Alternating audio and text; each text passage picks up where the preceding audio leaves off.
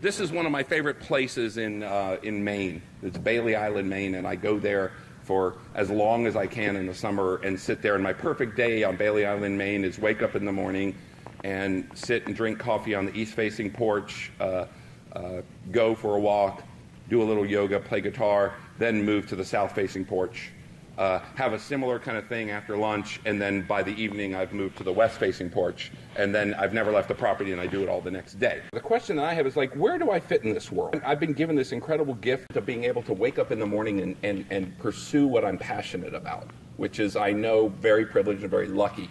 So I started this kind of idea in my mind, like, if I can wake up in the morning and figure out what do I want to do, well, I know I don't just want to sit on Bailey Island and play guitar, that I want to contribute something. So this is the search that led me to Passivhaus. And then Passivhaus led me to physics. And physics led me to this deeper understanding of the interconnectedness of everything, right? And so the question that became clearer and clearer and clearer in my mind is, how do I optimize my personal journey in this system that we live in, right? I've been part of this thing called the Ubuntu Network, which my wife and I join in. It's a group of singers who believe that, you know, it's a totally open type thing, and you sing for joy, basically. And one of the leaders in this is called Lawrence Cole. So this is from Robin Wall Kimmer's book, Braiding Sweetgrass. She's an indigenous scientist who has really worked on trying to bring indigenous principles into science. And one of the things he talks about, and this is what inspired Lawrence to write this song, is about how lichen are the basic building block that makes a transition between inorganic material and between organic material. And a lichen takes rice and stone and turns it into flesh and bone. Basically, that's what it does, and that's what this song is about. And one of the lines, it's sung together, is ear of stone. And ear of stone is a type of lichen. It's a type of lichen that looks like that. And they're speaking to the lichen, and it says, "Will you hear our anguish? Will you understand?" And the first time I heard this song was a couple of years ago, right after he wrote it, and there was about 150 people singing the three parts, and I was just a puddle of mess. I was just like I was draining of sadness and pain, and you know, realizing just how intense the anguish is within each of us personally, if we really think about what's going on with our species, and this really brought it home as an individual. And in this context, you know, I admit that things really don't look great for us as a species, right? We've become what I define as an endemic species, meaning that what we do is we affect the planet's biosphere in ways that are deleterious to our own survival, right? We are now of such a size that what we do impacts the entire biosphere. And where I started being really depressed and really sad, because all of us here are immersed in this Passivhaus culture, whether or not you think about it every day, I'm sure a lot of that motivation is very similar. And that motivation, when you really start focusing on it, gets pretty sad. But I'm full with joy. Why is that? Well, it became clear to me that my problem was my human-centric, microcentric brain. And I kept thinking in terms of humanity and humanity's lifetimes, and I wasn't really thinking in the larger biospheric way of thinking. So on my personal journey through life, one of the things that I've done is I've studied lots of different religions. I've studied Torah for 15 years. We read the Hebrew. We'd have a Torah class. We'd read the Hebrew. We'd translate the Hebrew, which, by the way, anybody who doesn't know Judaism, in the Torah, there's no punctuation, there's no capital letters, and words can mean many, many different things. In fact, there are words that we have no idea what they even mean. So we would spend sometimes 2 or 3 weeks talking about one group of words and all the different ways they could do. And now, in Kabbalah, which is kind of the mystic side of Judaism, there's this notion that the physical self, this plane, this where we are right now, what you and I see, what we interact with, that's actually only 1% of actual existence. That the other 99% exists out of a physical plane of existence that we really perceive. And the way that I understand this kind of 99:1 ratio is this continuum between macro and micro. And to try to get my mind around this, what I realized is that I needed to really start to approach the macro as something that is beyond this perceived 1%. Okay. So, and one of the ways that I got okay with this is that in Judaism, there's many words for God, and one is Adonai. And my Fred Gordon, who's sitting here, is one of my friends and mentors, who I consider my wise old Jewish gentleman. I have another one of these who's Fred's age in Roanoke named Fred Sachs. And Fred and I, for 15 years, were in the same a class. He's very similar to this Fred in a lot of ways. But Fred always used to say, you know, to understand Torah, you have to understand and accept that you don't understand. And that's how you get your mind around the micro. And he would say, Adonai, I don't know, right? I mean, just constantly. So one of the things that, as I start trying to look at this big macro picture, like beyond me and beyond what I can perceive in you, is that I've got to be okay with not knowing, right? Because I can't know, but I do know. I don't know if that makes any sense. On the other side of this continuum is the personal, the self. Right, the individual, and how do I work towards this continuum? It's not like either or; it's all one big thing. And so the question is, you know, in what remains of my brief existence, how can I fit my life into this greater overall picture, and what can I do to bring it forward? Like I said, I'm very privileged in to have that luxury.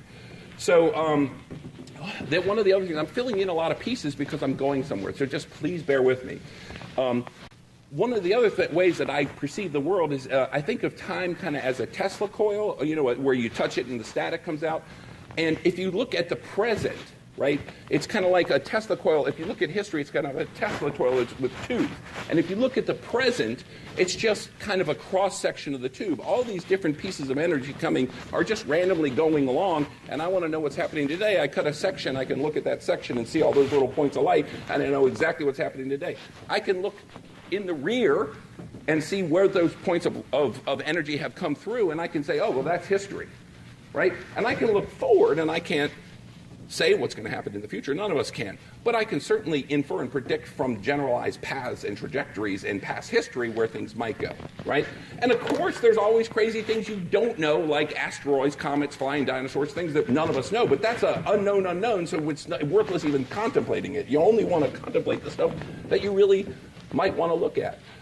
So I keep in mind that I do have the ability to intelligently infer the future, although I understand fully that I cannot predict the future. Now, if I start looking at our indicators, real GDP, large dams, transportation, international tourism, CO2, shrimp aquaculture, coastal nitrogen, fertilizer consumption, right? All kinds of different crazy stuff going on. There's something that is very, very similar about all these graphs, and it's the form. What is this growth form that I'm looking at? Is it sustainable linear growth? No, it doesn't look like sustainable linear growth. Is it exponential growth, which is unsustainable? Well, it probably is. And see, this is the problem that I couldn't get over as a micro little human brain, is that I kept looking at this. And I kept looking at this and say, how the hell do we get out of this? Right? I mean, like, it was way too scary. But then the revelation came, was to zoom out, and to zoom out farther, and zoom out into a full-scale context of planetary growth. And in the short term, when you look at that growth form, it's huge. But in the long term, when you zoom out, it's just a little bubble. It's just a little blip. It's nothing, right? And, you know, in the short term, I feel like my view of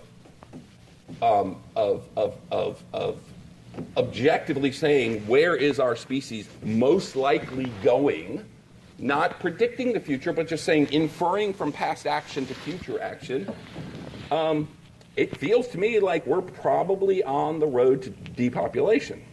And it was really interesting in the first Passivhaus class that Mark, we all did in Boston in 2009.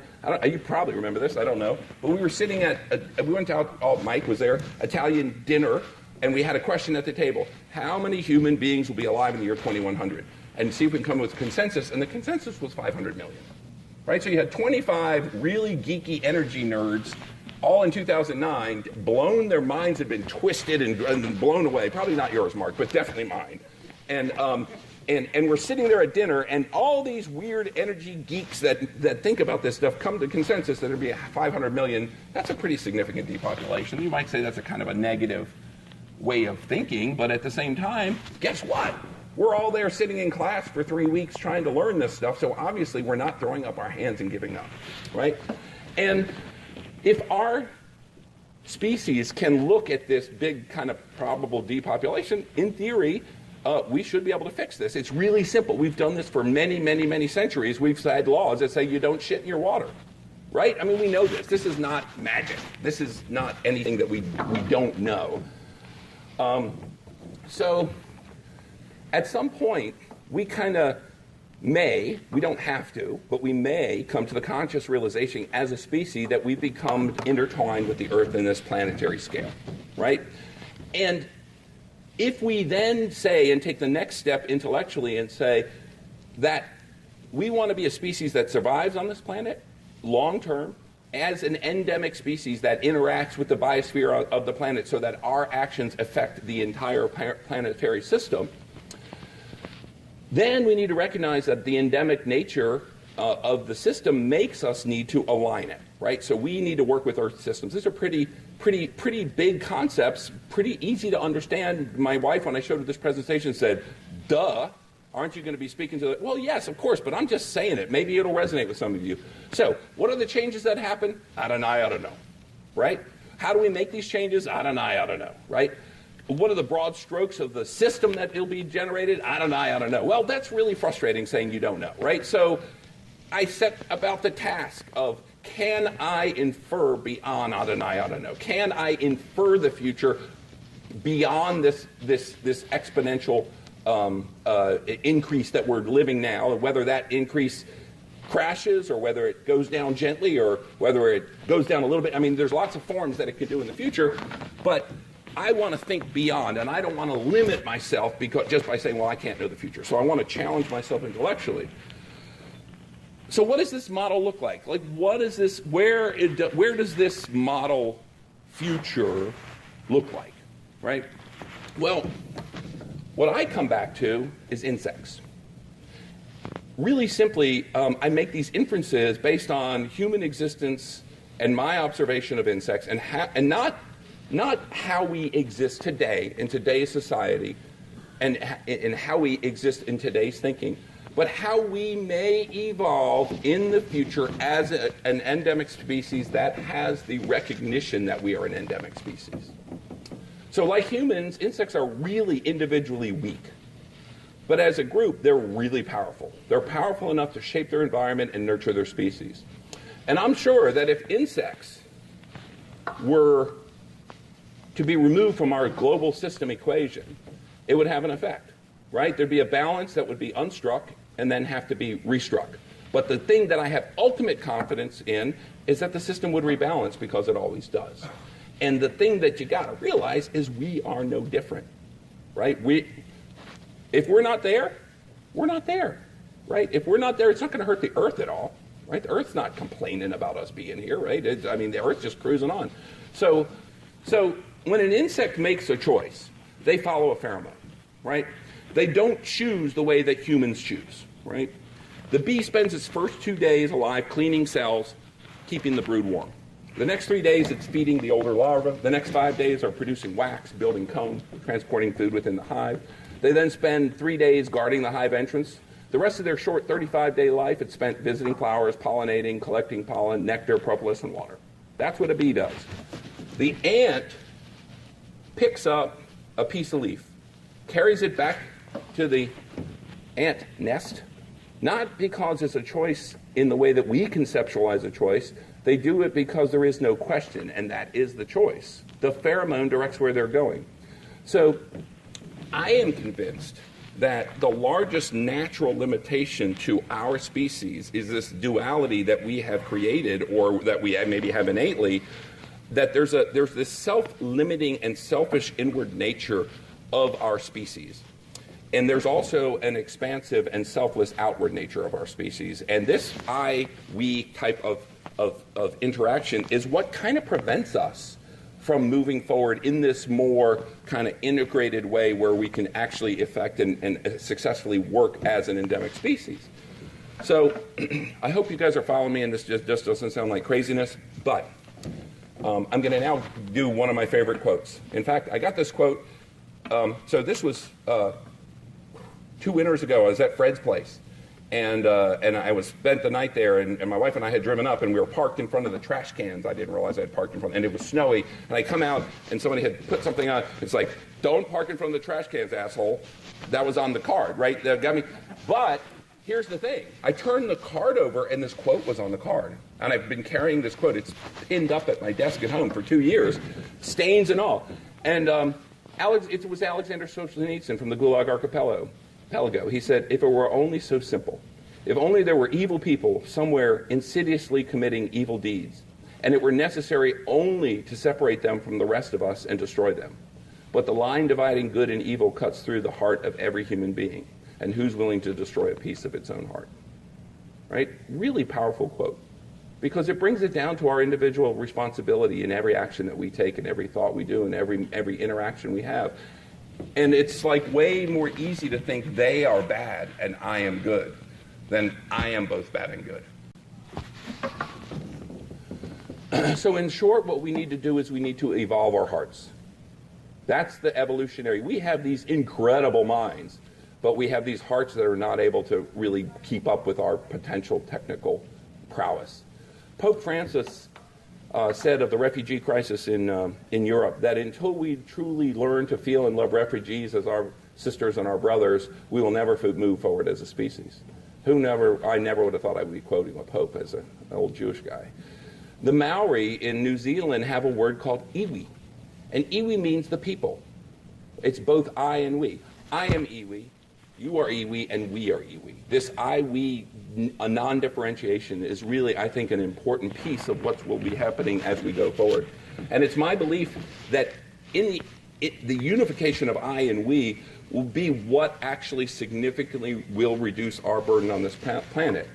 But, and this is the big but, only if we can outrun, or I think more appropriately outfeel, our self-limiting nature, this inner self-limiting nature. So how does this work? I don't know. I mean, if I knew that, it'd be great, but I'm just making observations. So regardless of this, as I extrapolate, as I think about what interactions with the Earth may look like if humans were to think in similar or act in similar ways as insects, and use that as my precedent for this theoretical future endemic species that's actually living on Earth, there's 2 views I come up with. There's the scary view. The scary view. In this future world, humans are automatons. They have a hive mind depicted in science fiction, working in sequence and harmony to achieve things, but without any personal choice, without any concept of individuality. That's our scary view. In the not-so-scary view, which is the one that I kind of tend to favor, it's clear to me that what I do, personally, is that I create shelter. That's what I do. And shelter is one of those basic things like food, education, clothing, and basic stuff that we as an endemic species will have to provide, just like an anthill or a beehive provides, right? Except for us, for our species, the Earth is our beehive, right? So that's how big we are. So what we need to do going forward is to understand that as we start to try to bring our minds around what it is that we do, I started thinking beyond. Like I'm saying, okay, I'm not even begin to deal with what the result of that exponential curve is. I don't care about that. I don't care how we get past it, right? That's way short term for how I want to think. What I want to do is know, what am I going to do as a shelter maker once I get past and over this exponential hump and we pull back? What does shelter making look like in a future world where, as an endemic species, we are actually nurturing the system and we're actually working? So that's my question. That's the question I wanted to put. Like, what does that look like? Okay, so, well, how does that work? I don't know, right? how do I imagine the future will look? Well, I think that we'll be conceptualizing our world, our societies, our economy as an optimized worldwide system. That's one thing for sure, I believe. I don't think we're going to be putting things in places where there's lack of resources or lack of optimizations. I think on a planetary scale, we will optimize and we will produce whatever needs to be produced in areas with the best logistics, the access to good power, access to good transportation. And then one thing that we have definitely demonstrated in our global neoliberal society is that we have got logistics down, right? In the international trading community, we have learned how to move stuff efficiently from point A to point B and how to make efficient use of our optimized, though imperfect, economic system. So the thing about our current system is that it's both robust and incredibly fragile. The fragility is based on the human nature of separating into individual countries or regions or companies. Whereas if we're an endemic species working together, these logistics become much more robust in that all we're doing is fighting nature rather than ourselves. So increasingly, I feel that the climate imperative will necessitate the moving of people on a very, very large scale. I think we know that. I think we can all agree on that. We don't know how large, we don't know where, we don't know how it will manifest, but we know that people will be moving en masse, right? We're already seeing glimpses of what is coming now, right? Just glimpses. Look at the people that had to leave Wilmington, North Carolina. How long in the future is this? Well, I don't know. 20 years, 100 years, 500 years? I have no idea. I can't tell you exactly. But I know it's on that order of magnitude. It's not very long on a planetary time scale. And the way I feel about it is like the train's coming down the track. I can see the light. I don't know how far it is, but I can't get my feet off the track, right? So this thing is happening, right? And, you know, is there something else that might come along and fix it? Yeah, sure. But once again, this is the unknown unknown. It's not worth contemplating the unknown unknown. Let's contemplate the known unknowns, right? So at the end of the day, I try to plug myself into this, like, not so scary future, right? And I realize that as designers and builders, we need to switch our mindsets to integrate into one system of shelter, right? Basic coverage of need, just like an ant species. And as a species threatened by Earth's inevitable return to balance, we need to provide a turnkey system of shelter that can be designed, manufactured, assembled, disassembled, and reassembled as needed, where needed. For now, maybe we'll just make things where it's most optimal to make them and move them as they need to be moved in the future. Or maybe not. You know, maybe we just make parts and pieces that fit together. Remember, I'm thinking beyond the resolution of the exponential growth factor. So I'm trying to understand what it might look like in the future once we've gotten over where we're wasting money on things like war. There we go. So as I start to think about this future kind of intertwined existence, and I start thinking about the planetary interconnectivity that this would mean and how that reflects on physical items, I look to like a typical sci-fi film and I get this future, right? Okay, so we're out in space, right? And we're in our ship and our oxygen scrubbers have stopped working, right? And we find that there's an alien spacecraft adrift over here, and we fly over there, and we get ourselves over, like maybe our shuttle's broken, so we have to do something cool, like clip ourselves to our thing and then open the hatch and blow our way over there and then grab onto it and we go, it's really cool, right? And we go into the alien ship and we're like walking around and we find their oxygen scrubber and we unplug it and then we go back and we have to like blow ourselves back the other way, but there's no air hatch, so then I'm pulling myself along and I got this thing strapped in and I get back to the ship and I take my air scrubber and I put it in and magically the plug meets up with my non-alien plug, and just as we're all dying, the air comes on, right? That type of universal compatibility, interconnectivity, that's the future. That's where our shelter makers will go, right? Just because you can't see it now doesn't mean it won't happen. So, what can we do today? Well, as designers, we can take basic standardized shapes and put them together like simple blocks. These graphically simple blocks can be translated in a universal way to a database for manufacturers who will produce the widgets in concrete, steel, wood, fiber, or any other material that we can't yet see. Now, speaking of materials, my future materials are not fossil fuel and mineral based and extractive, but they're biology based and additive. So I'm thinking that, as of today, we're not going to have a lot of difference in our materials. But in this future, after this getting over the hump, so to speak, I don't know but I wouldn't be surprised to see us growing buildings, right? And I've got a very funny story that I can't tell right now because I'm running out of time, so I won't tell you. But anybody who wants to know about the mushroom-coated house, let me know. So, how does this work? How can we implement such a concept today prior to the resolution of the hump? How does it work today if we're thinking beyond the hump, right? Well, what about something really super simple? Like why complicate things? We know if this is going to work. So what about something really simple? Why not start with a little 30 by 30 centimeter module, X, Y, and Z, and maybe make it 30 centimeter adjustable in modularity. But with this, it's connected to database DNA that handles structural, mechanical, electrical, plumbing, communications, insulative values, opaque components, transparent components. Anything you can think of can be put into this database, and the database can be optimized with building physics and optimized to talk to each other, and we can then add to this, add. We can continually optimize and simplify it. So as manufacturers, designers, and contractors, we'll all be sharing the same resources and modules. This will allow us to be more effective from all ends, design, manufacture, and construct. Today, this would mean locking systems in early, locking costs in early, minimizing bidding after the concept, leaving your egos at the door, and proceeding straight to shelter. That's it. Thank you. Anybody have any questions or would like to talk about this?